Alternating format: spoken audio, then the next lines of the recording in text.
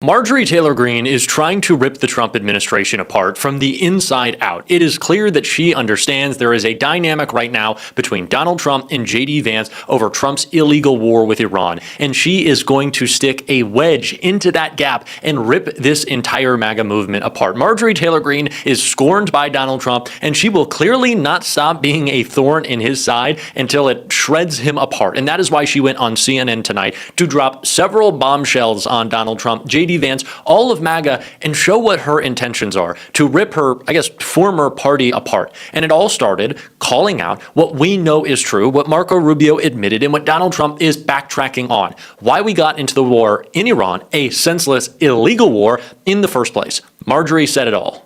Oh, it's absolutely heartbreaking, Caitlin. I'm a strong supporter of our military and the great men and women who serve. I think they're some of the greatest among us, and their families who are so concerned about them right now.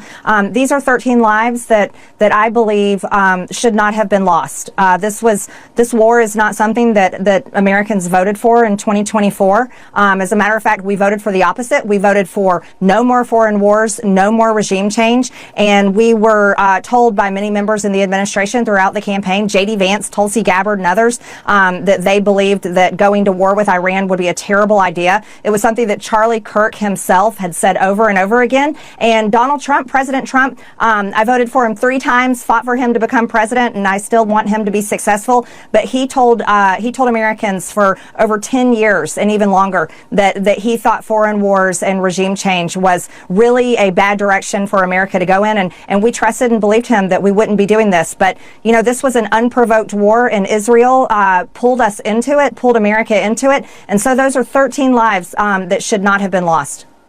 Yeah, and of course, you know, when the president was... We got into this war because Donald Trump wanted to distract from the Epstein files and because Benjamin Netanyahu told him to.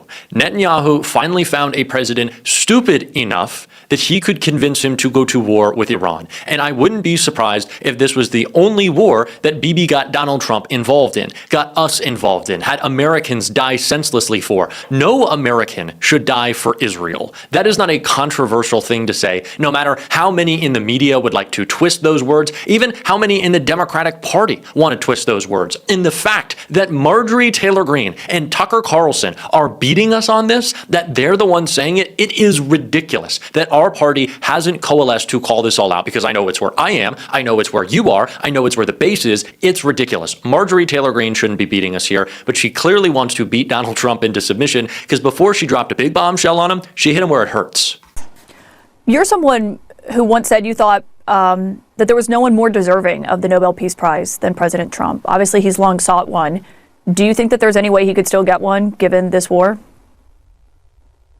You know, at one time when he wanted to be the president of peace and he wanted to end wars and constantly talked about no more foreign wars, no ending wars, of course I thought he deserved the Nobel Peace Prize. But do I think he deserves it now? No, absolutely not. And I don't think this is what the American people want. Look, Marjorie Taylor Greene going for the Peace Prize jugular is pretty funny to me, but she clearly knows how to get under his skin, and that is obviously what she is after. Marjorie Taylor Greene is about attention. Marjorie Taylor Greene began her political career as a Facebook conspiracy theorist. She was all about attention from her first day in Congress. There's no substance to her. There still really isn't that much substance to Marjorie Taylor Greene. I think y'all know my qualms with her very well by this point. But Marjorie wants Donald Trump to tweet at her because she needs this attention. She's trying to define herself as the real MAGA, someone who gets the party. And honestly, I think she does. I think she understands where the base is. Now, that's not like a compliment of her political philosophy. I just think she might read a room better than anyone else right now,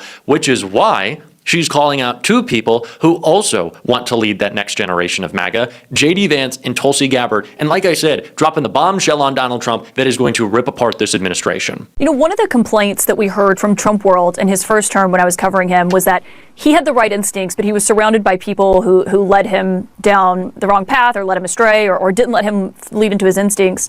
You just mentioned J.D. Vance, his vice president, and Tulsi Gabbard, the director of national intelligence. I still don't even think we've heard from Tulsi Gabbard since this war started. We've heard some comments from J.D. Vance. I wonder what you think of that, given they are obviously key voices in his inner circle this time. You know, I can understand they're in a difficult position. They serve at the pleasure of President Trump, and so what I would imagine that's a difficult spot to speak out, but they need to speak out. This is it's going in a direction where we're looking at possible boots on the ground. Many parents are fearful there may be a draft. We are not told like any end goal or how long this may last, how many more American military troops will be killed, how much is it going to cost America, how many refugees are going to be brought into our country once again. We aren't told any of this information. I very much like J.D. Vance. I very much like Tulsi Gabbard and share many of the political views that they have. I want them to speak out. We need them to speak out. We need people in the administration that we know disagree with it because of their voices and the words they spoke previously. But we need to hear from them, and I hope we will soon. The president. We have talked extensively about how there is clearly this dynamic between Vance and Trump, and how Vance is trying to posture himself as the anti-interventionist, how he's not a neocon, how he's a new generation of MAGA. We don't do endless war, but if we do endless war, it's because we have a plan, but we don't have a plan, and we're going to stay there. And Donald Trump is smart, but Donald Trump also wanted to nuke a hurricane, so let's put him in charge of the military. Like, that's what J.D. Vance is trying to do. And so Marjorie, knowing that Trump is watching this, wants to say, hey, Donald, little interesting. I'd call it interesting that there were all of these leaks in Politico talking about J.D. Vance pushing back. J.D. Vance was offering opposition. Why do you think he was doing that? Why do you think he's still opposing you? Why do you think that information is still coming out? Maybe it's because he doesn't want to get the blame. And if there's one thing Donald Trump does is shift the blame. And now J.D. Vance is playing his own game. So Marjorie Taylor Greene wants Donald Trump to see that, Donald Trump to get in a fight with Vance. We already know he fucking hates Tulsi Gabbard, so she knows she can get under his skin, and it's what's going to rip the administration apart. But it is not clearly the only thing that Marjorie wants to get under Donald Trump's skin with. Speaking of skin, the decrepit, falling off his hand skin that Donald Trump has showed us with his cognitive and his physical decline. Marjorie Taylor Greene alluded to something, certainly doesn't get enough coverage. We talk about it on this show as it relates to Donald Trump's decline. Talking about heaven, I thought this was an important clip. The president said today he would feel it in his bones when this war should end. Is that a clear exit to you? I have no idea what that means. The same way I have no understanding of what he means when he says he doesn't think he's going to heaven. So those are statements that I find concerning. So I honestly have no idea what that means. You obviously have left Congress. Now, obviously, Marjorie Taylor Greene brings that up because she wants to say that Donald Trump is not so subtly a very bad person. Hey, Marjorie, we've known this. You were in the cult. I guess you kind of woke up to it, but you were in the cult. We've known this. But why is she saying that?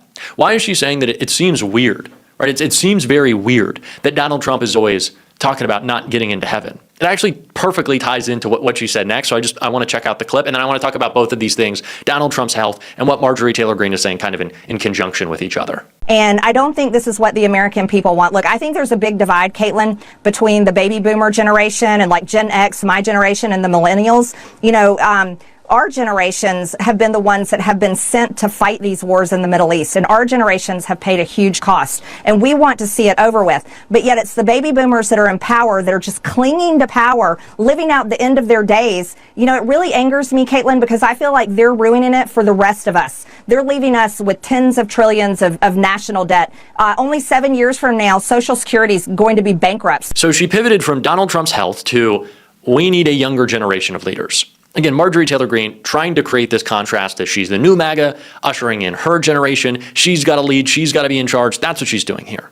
But she's really striking a chord on Donald Trump's health, talking about that he's not just too old, but he's kind of thinking about his old age. And this is something that obviously we've been talking about more with the geriatric neocons sending us to war, the Lindsey Grahams, the Donald Trumps, these people who aren't going to see fucking praise be, inshallah, who won't see the next 10, 20 years of the effects of their endless and useless wars. Marjorie Taylor Greene is trying to say two things. One, Donald Trump won't be around long enough, let's hope, to see the effects of the wars that he's starting and its impact on my generation, right? But at the same time, she's also saying, something's going on there. I don't think the ticker is working too well. The brain certainly isn't, and that's what Marjorie Taylor Greene is not so subtly saying. She's saying, I spent a lot of time around Donald Trump. I spoke to Donald Trump on the phone. I've observed Donald Trump. Health isn't too great. He's not looking too good. And she tries to play it off as a new development. It's kind of funny, actually, with what she had right here. It's where I want to close because, Marjorie, I got a message for you. works. You know, when the president was asked about that, he argued that maybe he forced Israel's hand in this matter. But I mean, you know, now here we are 13 days in. He's planning on sending more troops to the region, we're told. It's not clear exactly what they'll do while they're there, a Marine group. Is that something you support? Absolutely not. As a matter of fact, I, like many millions and millions of Americans, are outraged by this. He never came to America and addressed the nation and gave clear reasons why we would go to war with Iran, especially after he told us back in the summer that he had completely obliterated all of their nuclear capabilities and had even chastised any news organization or media that said otherwise. Marjorie, we knew this. You're confused. You don't know what's happening? Oh, God, dear leader Trump. Oh, Mr. Trump, he's so different. I don't know how he could possibly say one thing and then do another thing. How could Donald Trump say one thing, then do it? He's always been a liar. This is who he's been. This is what we've said. And it's why I don't really trust her. So I don't really trust Marjorie Taylor Greene, because she hasn't acted differently in any circumstance around Trump that affects other people that aren't her. Right? She really hasn't acted differently. So I'm not going to give Marjorie Taylor Greene too much credit. I'm really going to soak in the infighting. I'm going to love that, but we're going to keep covering it all on this show.